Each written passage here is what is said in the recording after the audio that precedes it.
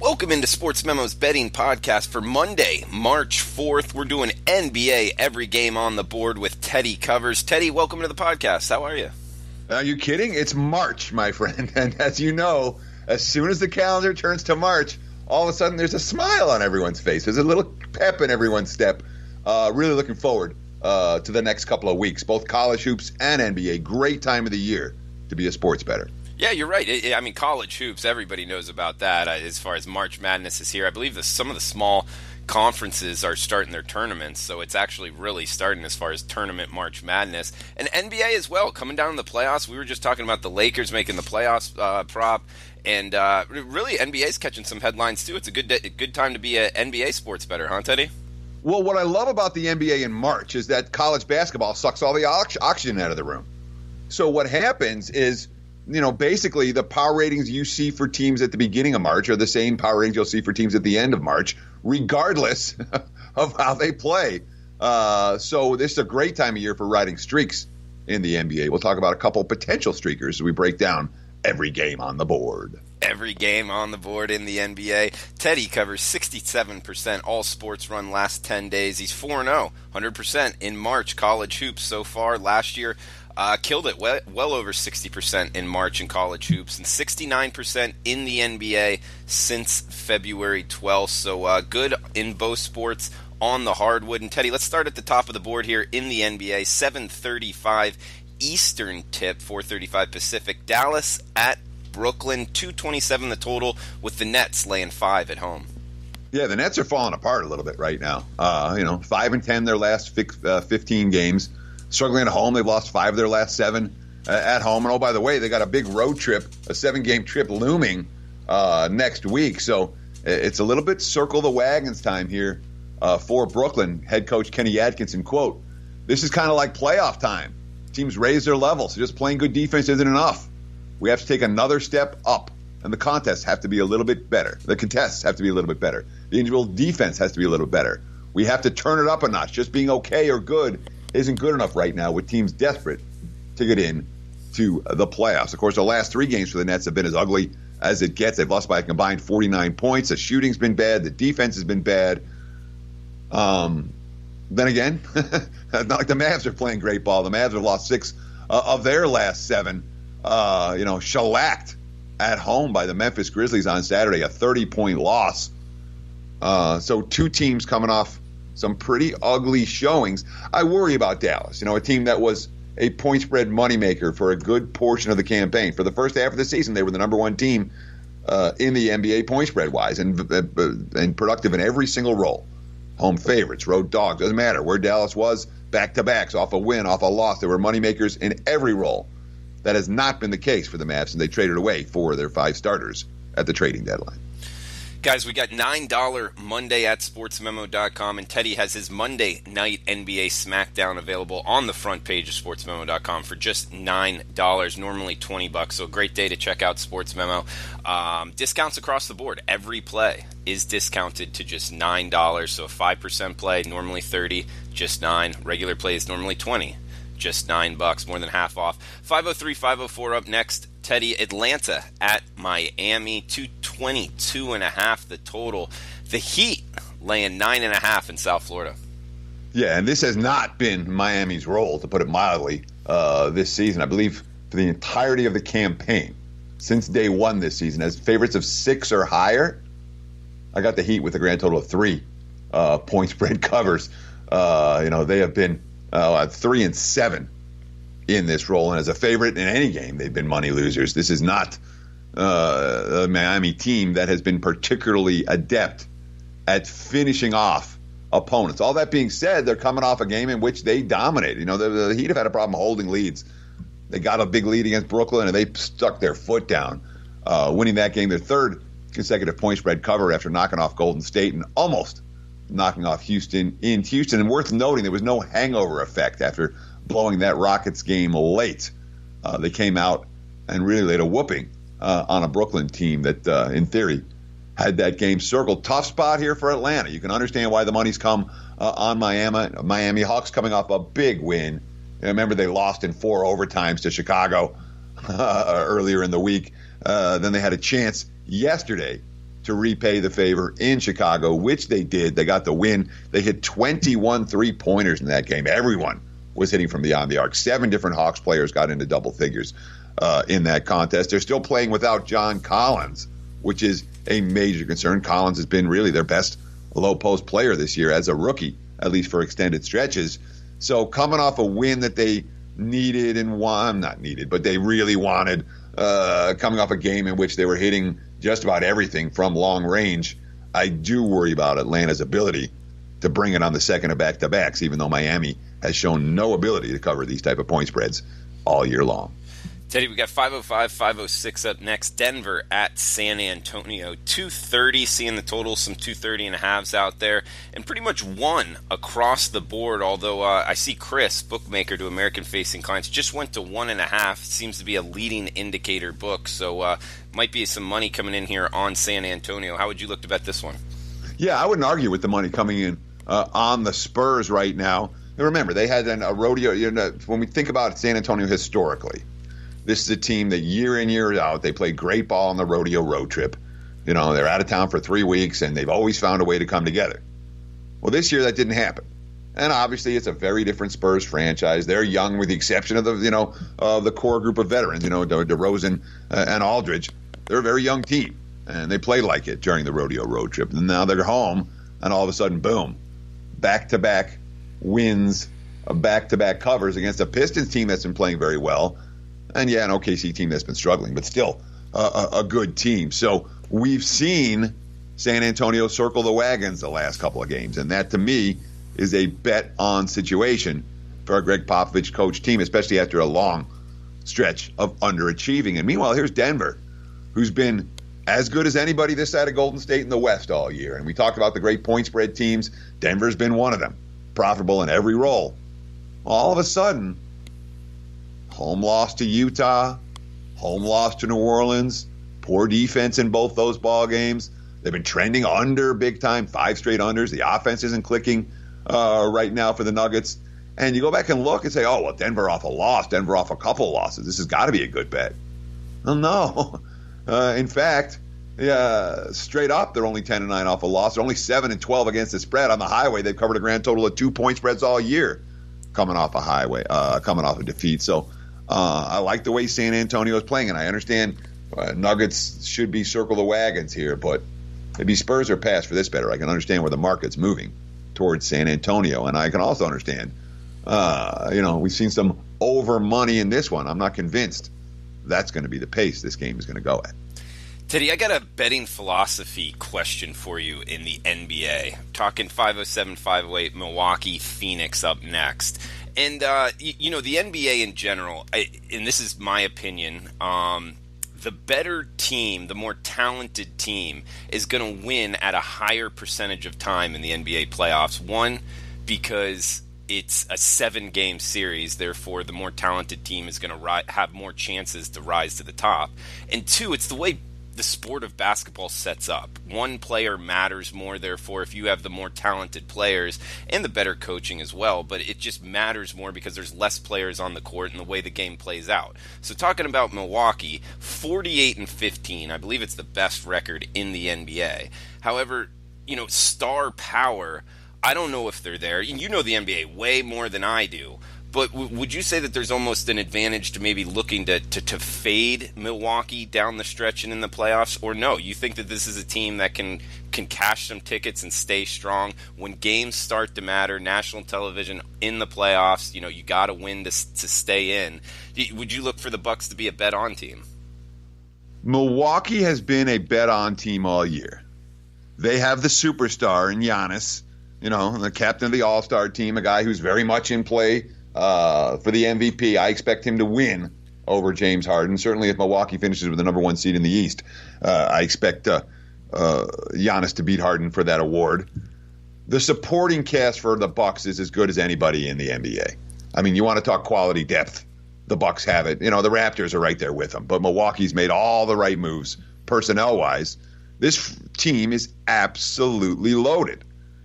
So you say, well, are they going to let down? Are we going to see the Milwaukee take a breather? I'm not sensing any of that.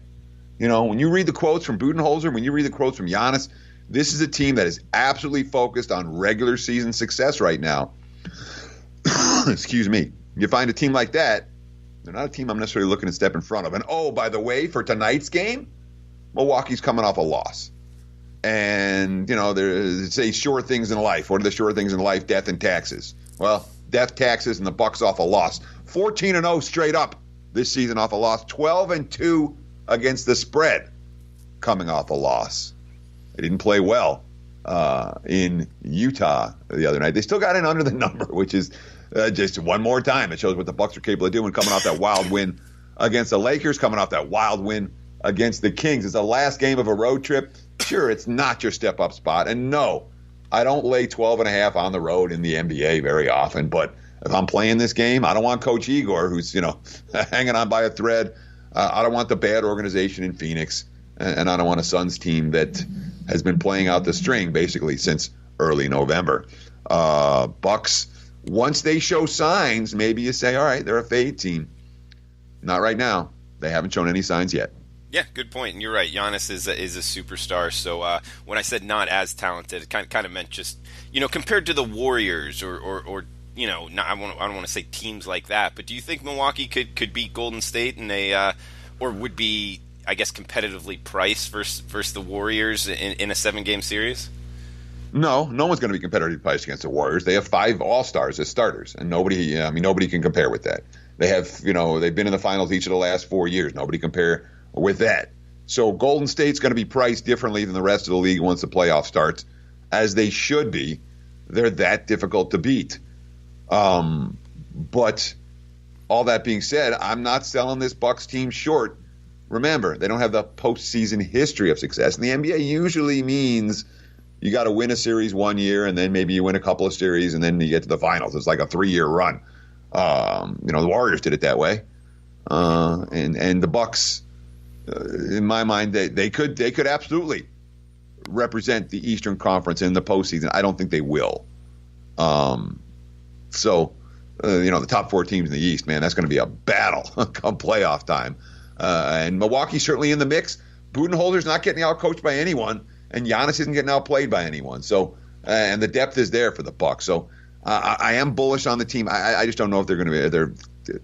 The fact they don't have the playoff history makes me worried about their ability to win the East and get to the finals. But I wouldn't sell them short. All right, Teddy. Well, guys, remember it's $9 Monday. Check out sportsmemo.com. All plays discounted to just $9. Teddy's got his Monday night NBA Smackdown discounted to just $9, and his NBA remains hot, cashing 69% clip over the past 3+ weeks. Teddy, let's move down the card here. We got New Orleans at Utah, 229.5. The Jazz laying 10.5 in Salt Lake. Yeah, frankly, I'm tempted by New Orleans at this price, and I don't love the spot. I really don't, but I am tempted. It's a Pelicans team that continues to play hard, continues to win games, continues to cover point spread. Yeah, Anthony Davis is sitting half the time. Yeah, he's not playing crunch time minutes in the fourth quarter, but this is a team, they're loose, they're free, they have a ton of scorers. They really do. Holiday is draining shots. Elfrid Payton is one of the top 5 in the NBA in assists since the All-Star break. Julius Randle's on a roll. Jahlil Okafor can fill it up. We've seen Frank Jackson step it up, and Chucky Diallo stepping it up, a double-double in his last game for New Orleans. They went up to Denver and won outright. I don't take the Pelicans lightly, and I think the markets have them underpriced right now, but they are off back-to-back wins. They are playing now against a team that plays defense. And look, New Orleans is not going to win defensive struggles, okay? They can outshoot teams. They absolutely can. They can outscore you. But if it's a defensive game, the Pelicans do not bring it. That's not how they're built. The Jazz have been pretty good at covering some of these numbers. Boy, they've been a good point spread team lately. I've got them, 8-2 or 7-2-1 against a number of their last 10. Have been real good in the home favorites role, but didn't cover against the Bucks the other night. Didn't cover against the Clips before that. Donovan Mitchell's been on a monster roll, and Utah's been good, in this, big double-digit chalk range. But if I'm playing, I want the dog. How about this for New Orleans? +8 or higher this year. I got them 9-1, 90% ATS. They've been very good in this role. Dang, 90%, nothing to shake your head out. Teddy, let's get to the get-back slate here. 5-11, 5-12, New York at Sacramento. Looks like 7 Pacific tip. That means 10:05 on the East Coast. 229.5 the total. Sacramento, the Kings laying 11 at home. Yeah, they're playing a Knicks team that gave up 80-something in the first half yesterday against the Clips. It was 82-46 at halftime in that ballgame. If you had a Clips ticket, you were not sweating the second half, although the Knicks did outscore them after halftime. And of course, the Knicks for the second of back-to-backs will be relatively fresh because nobody played in the second half. But if you're anytime you're taking the Knicks right now, there's a leap of faith. It's a very intriguing year in the NBA where many of the tankers aren't tanking. You know what I mean? Cleveland's playing hard, and Chicago's playing hard, and Atlanta's playing hard, and Memphis is playing hard. The Knicks, they're tanking. The Suns, they're tanking. Those are two teams I have a hard time putting my money on right about now. All that being said, you want to talk about a disastrous stretch since the All-Star break.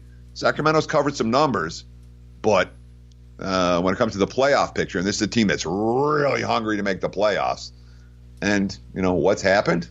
They haven't been winning a whole lot of games. Losing to the Clippers and losing to the Bucks in overtime. They battled the T-Wolves and came up short. They had the 2-point loss against the Warriors where they came up short.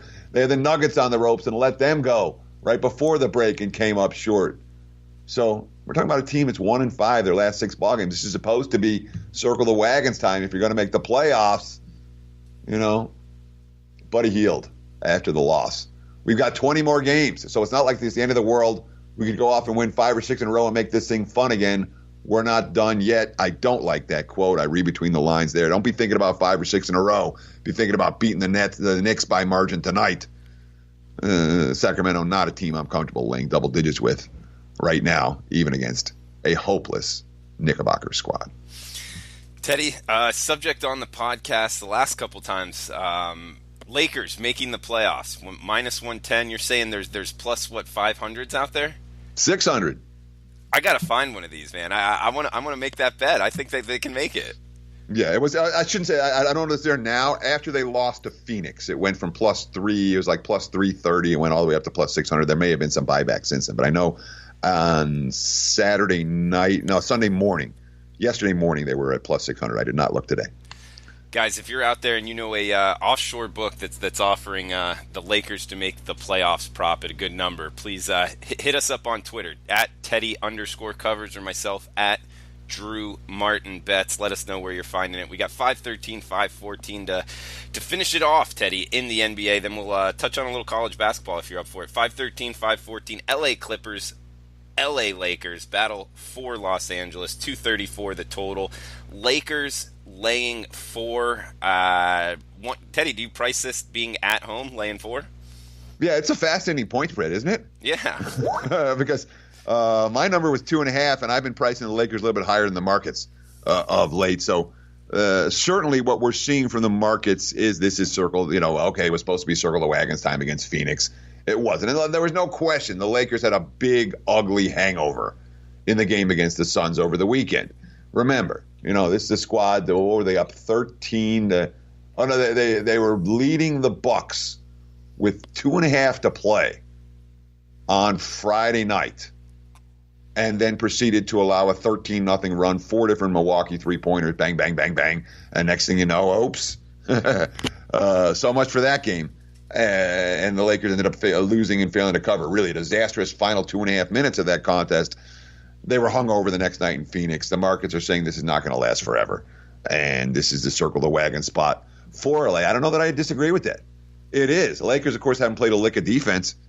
And it's not getting any better. But, this Clippers team, they're so young right now. They're one of the youngest team in the NBA. They got 3 starters under the age of 22 years old since the trading deadline. And the Clips, another team, we're going to trade away our assets at the trading deadline. We're going to tank. They're 6-3 their last 9 ball games. So much for tanking. The lineup's been retooled And certainly I'll say this much, with the Clips well ahead of the Lakers in the playoff standings right now. It's not like the Clippers are going to be, Lakers, you win this one. Clippers sitting in the 7th seed right now. They have a full 5-game edge over the Lake Show. So it's a bigger game for the Lakers than it is for the Clippers. But you're laying points with a team that's not in real good rhythm and hasn't played a whole lot of defense. I lean LA. It's their spot. They're supposed to win tonight, but they were supposed to win on Friday night too and let that one get away. That was a slap in the face for me and the clients and a ticket that I thought I was going to cash. And I do worry about this team's mentality right now. There has been so much endless hype about the Lakers and their struggles. Guys, $9 Monday. That does it for NBA, but we'll touch on a little college basketball here to end it. Teddy's got a free play up on the Kansas State TCU game, so check that out on his homepage at sportsmemo.com. A free play, Kansas State versus TCU. $9 Monday. He's got his Monday night NBA SmackDown play. Just discounted to $9. So check that out at sportsmemo.com. All plays discounted to $9. Teddy, we got 863-864 Virginia-Syracuse. We have the Kansas State TCU game that everybody can read your detailed analysis on sportsmemo.com. We also got Texas Tech. Anything on these three big games? And also, Teddy, wanted to ask you, as the smaller conferences are starting, one, do you concentrate on betting them? Do you think that there's value in heavy favorites? I mean, I believe Lipscomb, who's likely going to be a tournament team, was laying 30. Now they're laying about 25, so a 5-point move there. Also, any other small schools you're interested, just kind of overall view? Yeah, I saw Lipscomb. The highest I saw was 27.5 at BOL last night. It's down to 24.5 right now, so it has been a 3-point move to the dog. And again, the favorites, especially in the opening round of these tournaments, it's about survive and advance. It's not about running up the score. All that being said, the underdogs, who this is going to be their last game of the season, and they know they're outmanned and they know they're outmatched, and there's no NIT bid, or there's no CBI bid, or whatever the smaller conferences are, smaller tournaments are.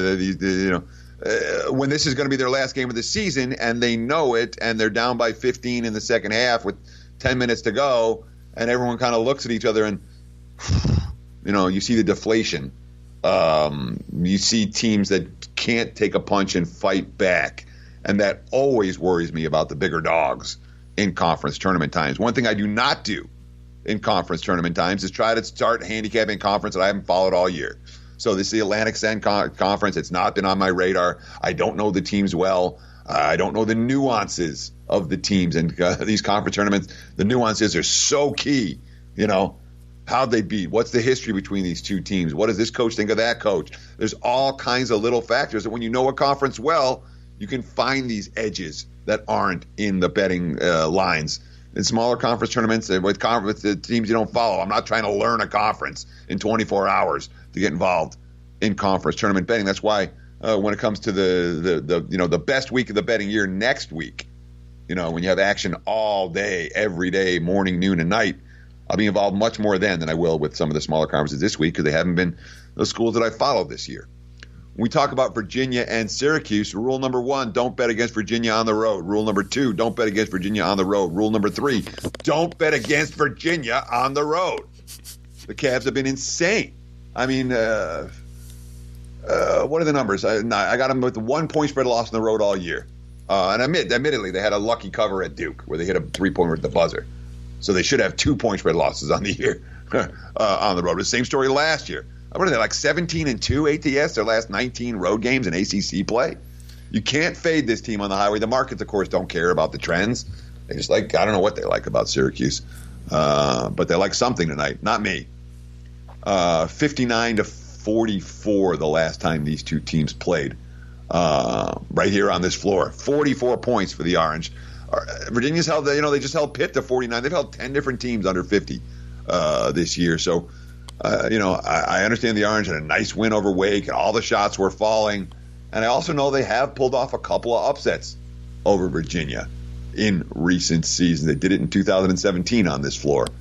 But Cavs on the road, it's a one-way ticket for me. Either you bet it that way or you leave the game alone. That trend has been cashing and cashing and cashing and cashing. And still, the markets are saying, too many points for Virginia on the highway. Let's bet it the other way. Not my money. No, great breakdown. I don't. It's an interesting handicap. And for $9 Monday, I got to play on this game. But Teddy, we also got Texas Tech playing a big one in the Big 12. Did you have any quick thoughts on that one? It's really is an interesting game. Texas Tech is good. I'm not stepping in front of the Red Raiders, and we saw it again over the weekend where they went to TCU, and that was a circle the wagon spot for TCU, and they were talking about all the seniors stepping up, and we got to win, and that game was over by halftime. Texas Tech throttled them, and I know that Texas has been a really good dog this year. I know they've gone on the road and hung everywhere, They hung at Baylor, lost by 1 in that game, covered wire to wire. At Oklahoma, they lost by 2, covered wire to wire. They won by 22 at West Virginia. They covered wire to wire at Iowa State. It's been very consistent for Shaka Smart squad, I should say, where, when they hit the hostile environments, they've come together and hung tough. Okie State, they hung tough. Kansas, they won by 20 at Kansas State back in January. So this has been their role, but they're not the better team. And Texas Tech, the defensive numbers continue to be absolutely extraordinary for the season. This isn't one game. This is for the season at home. They've allowed 55 points a game on 34% shooting, less than 29% from beyond the arc. Those are the type of defensive numbers that cover point spreads like this one. I will not be stepping in front of the Red Raiders. He's Teddy Covers. Over the last 3+ weeks in the NBA, 69% clip. You can get his Monday night NBA Smackdown at sportsmemo.com. Discounted just $9 for $9 Monday. Every Monday at sportsmemo.com. I also got one up on the aforementioned Virginia-Syracuse game. Watch and win on ESPN, 7 p.m. Eastern Time. So check both of those plays out at sportsmemo.com. For Teddy Covers, I'm Drew Martin. Best of luck with your bets. We'll talk tomorrow. Talking NHL on the podcast with Alex and Andrew McGinnis. So stay tuned. Talk to you tomorrow, guys.